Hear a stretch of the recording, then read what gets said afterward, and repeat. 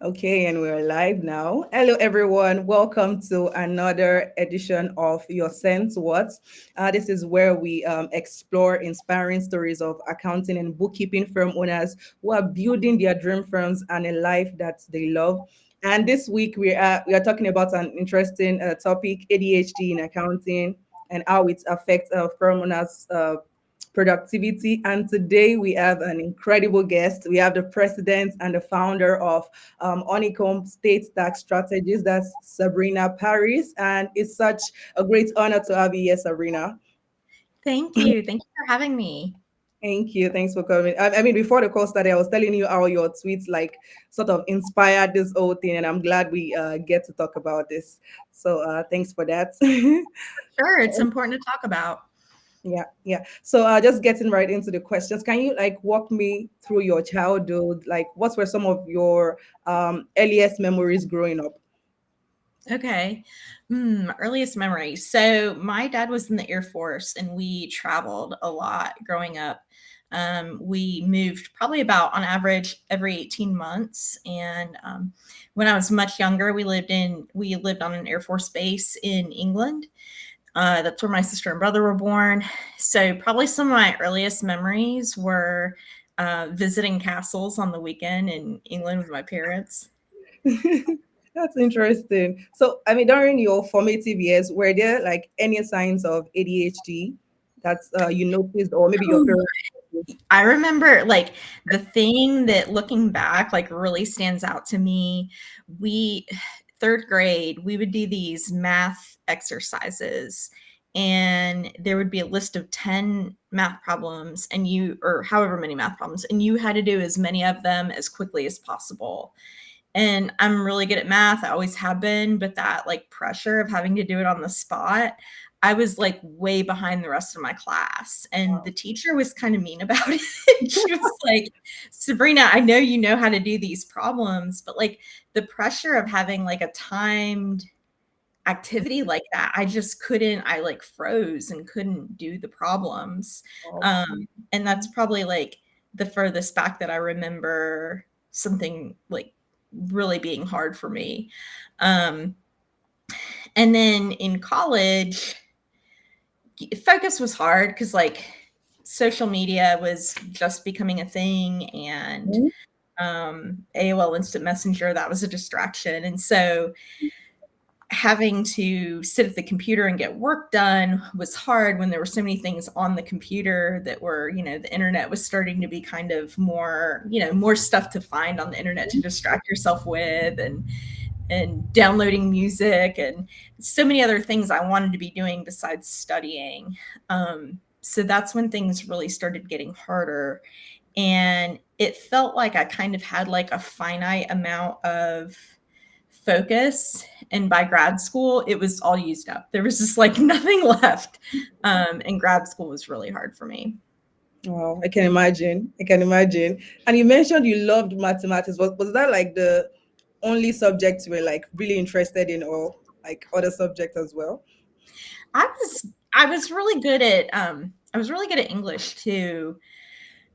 Honestly, there wasn't anything that I was like particularly bad at. I guess science was not something that came as easily to me as other subjects, but Yeah. most subjects came to me really easily and I was very interested in school. I really like enjoyed learning and soaking up as much knowledge as possible, but math was kind of a standout talent for me from the beginning. I don't like maths. I'm just putting it this out there. I am not a fan.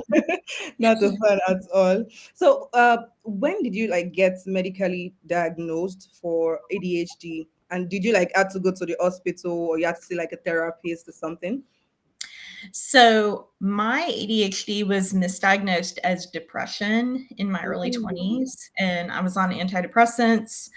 Um, and by my mid 30s, I was talking to my psychiatrist and telling her about some of the struggles I was experiencing, how I really enjoyed my job. And I was just, despite really enjoying it, I was really having a hard time focusing. So this was when I was probably like 33, 34. Um, and she said she wanted to test me for ADHD. And so we did the test. It's pretty simple. It's kind of a questionnaire, and it's about how your inability to focus impacts your day to day life. Mm. And kind of the general litmus test is it has to impact more than one aspect of your life. So, like, if you're only having trouble at work, that may not be an ADHD diagnosis. But if you're having trouble at work and school or work and home, um, then that's, the trigger that maybe something is medically, can be done. Mm. And then, the other thing has to be that it has had like a particularly detrimental effect. So, like, maybe you've missed deadlines and had negative pushback from that kind of thing. And so when she tested me, I was shocked. I mean, I really, I'd been a high achiever in school. It never, and I kind of come from the generation where, like, girls were never getting diagnosed with ADHD, only boys were Wow. getting diagnosed. So it really shocked me. It was really shocking to hear that.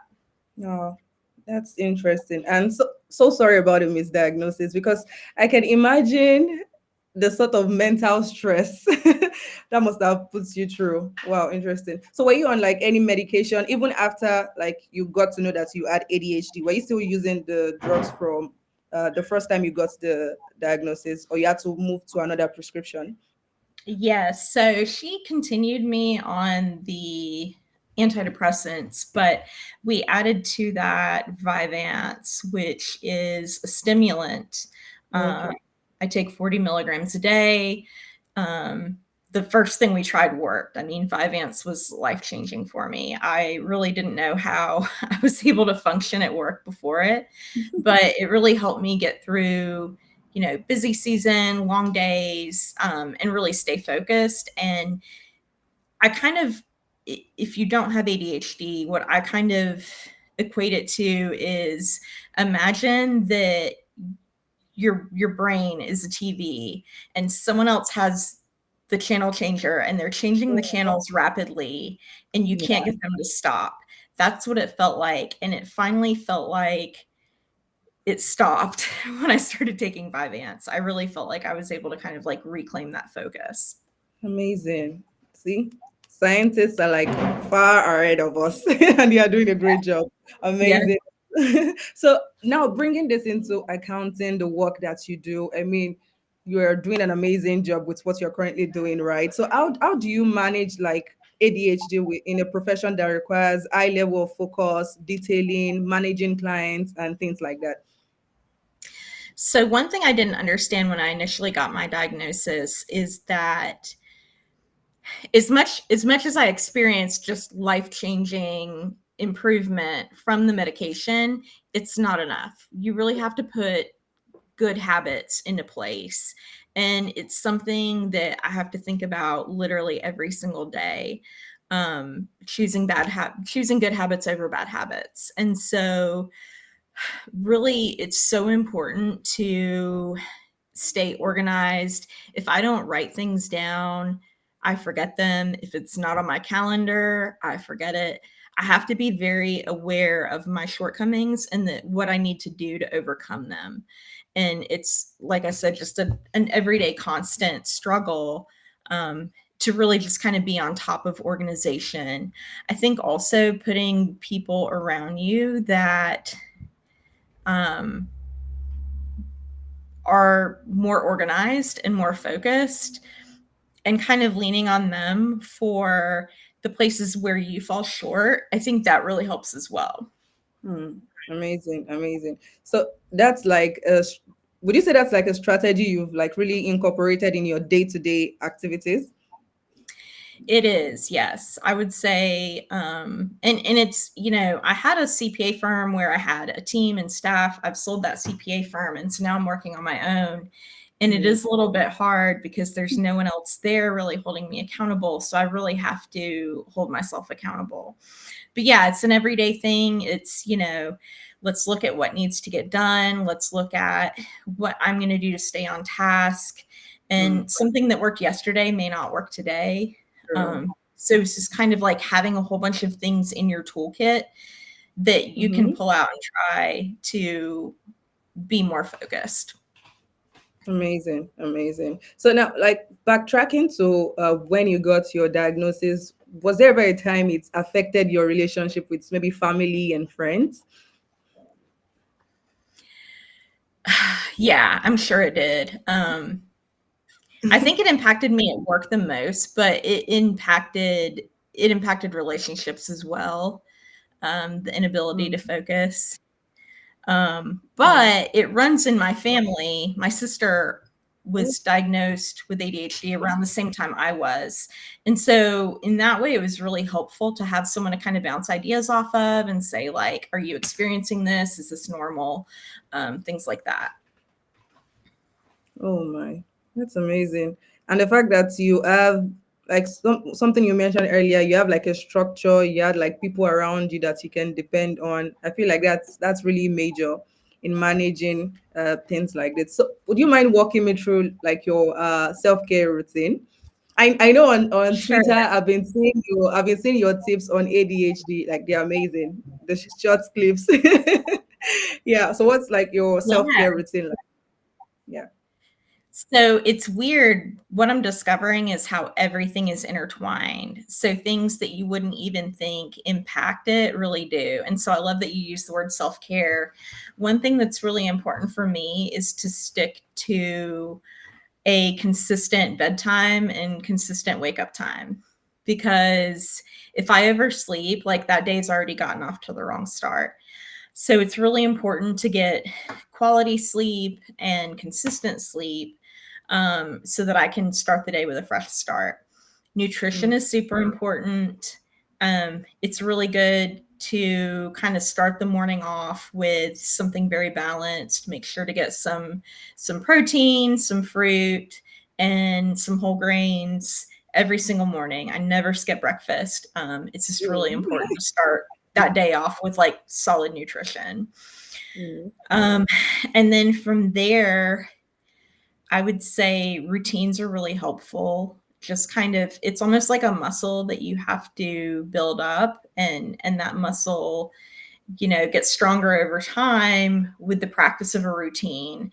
And so routines, I like to think of, one thing is I'm most focused in the morning, and so trying to keep my morning free so that I can really focus and use that time where I'm like the most capable of getting independent work done, kind of keep that free so that I can really have a productive morning. And then in the afternoon, have things like meetings and talk to other people.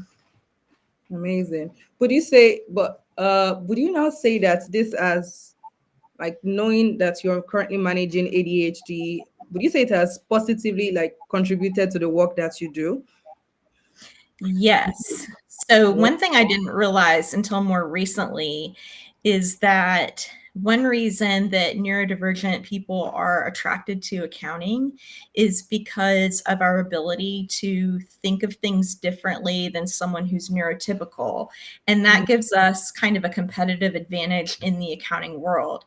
And hearing that made me feel really good, because I thought about times where maybe I was able to think of things from a different perspective as a result of being neurodivergent and really having that advantage. So it's not always a negative thing. yeah, because I've read a lot of stories where a lot of people see it in the negative light. They're like, oh, if you're having this disorder, if you're managing this, you are not fit to be in the workplace, you can't get things done. So they like box you and don't even open you up to opportunities. And I'm glad that a lot of awareness about this, like it's been raised. It's amazing. It's amazing. So now this now brings me back to inclusion. How do you think workplaces should become so inclusive when it comes to maybe their employees having ADHD or even they themselves having ADHD? Right. So it's important to understand that not everyone is going to disclose to their employer that they have ADHD. I never did when I was working for someone, but I always had people that were looking out for me. So areas where I was falling short, being disorganized, misplacing things. I had people that, maybe they knew before I did. I don't know, but they would look out for me and kind of like very gently, check in with me and make sure that I was staying on task or help me locate things that I lost. So I think it's really important that, knowing that people aren't necessarily going to disclose to their employer that they are neurodivergent, just be prepared to think, well, maybe there's a reason Rachel is struggling in this area that doesn't have anything to do with her competency or the fact that she wants to be here. Like Rachel wants to be here, she loves her job. What else could be causing her to fall short, and how can I kind of help her in that area? Yeah. And so really kind of an attitude of, meeting people where they are. So people that have trouble with organization, kind of like giving them tips and kind of helping them feel like it's a safe place to admit their shortcomings so that they can get the help that they need to do better. Yeah, that's very valuable. That's very valuable.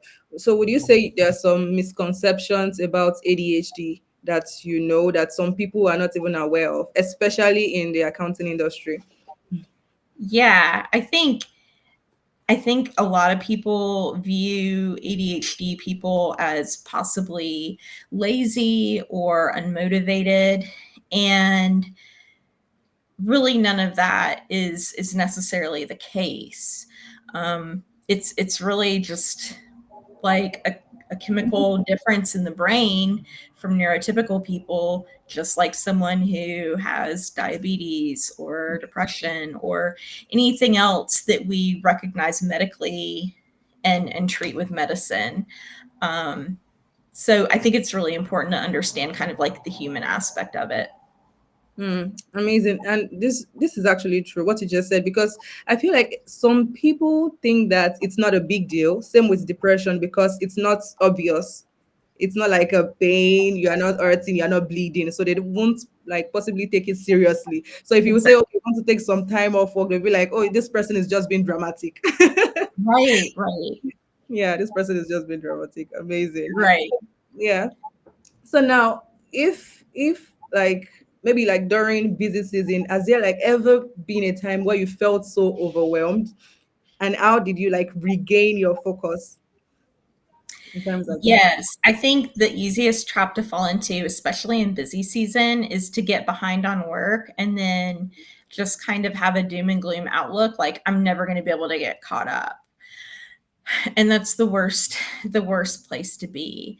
And so really it's important when that kind of thing happens is to take a look very objectively at the work that needs to be done and come up with a realistic game plan, and realize, with my shortcomings and with the limited time left, who do I need to reach out to in order to get the things done? Like, how do I make this doable? So, for example, it may not be realistic anymore to get the next 10 tax returns completed without filing them on extension.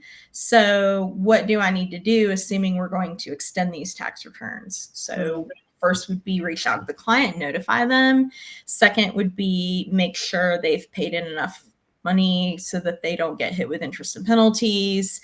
And then figure out, maybe do I need to delegate some of these tasks to someone else who can help me?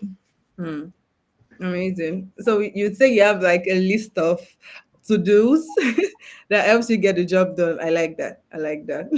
I love that so much. Right. And then, another thing is like people with ADHD kind of crave dopamine. And so that dopamine hit from checking off the box, like, oh, look, I did get something done. Like that feels really good to someone with ADHD. Amazing.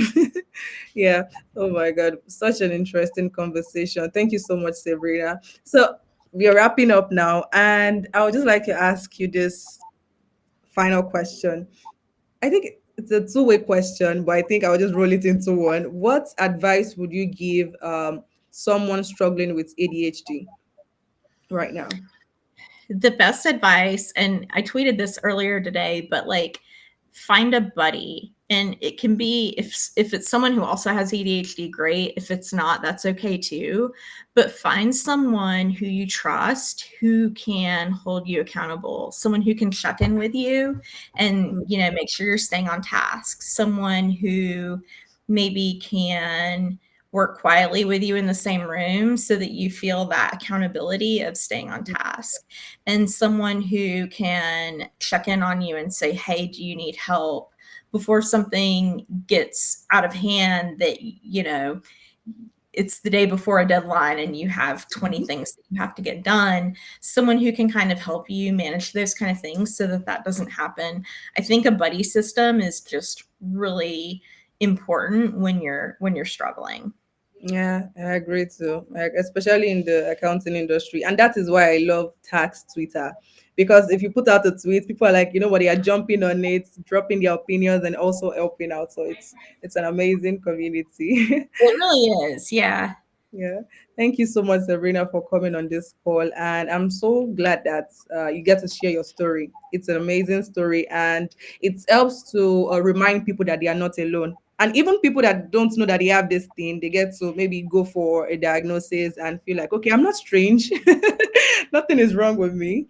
Yeah. For sure. I really appreciate you shining a light Yeah. on this topic, because I'm glad more people are talking about it. Yes. Yes. Thank you so much, Sabrina. Thank Thank you. you. Yeah. So I'll be ending the live recording now.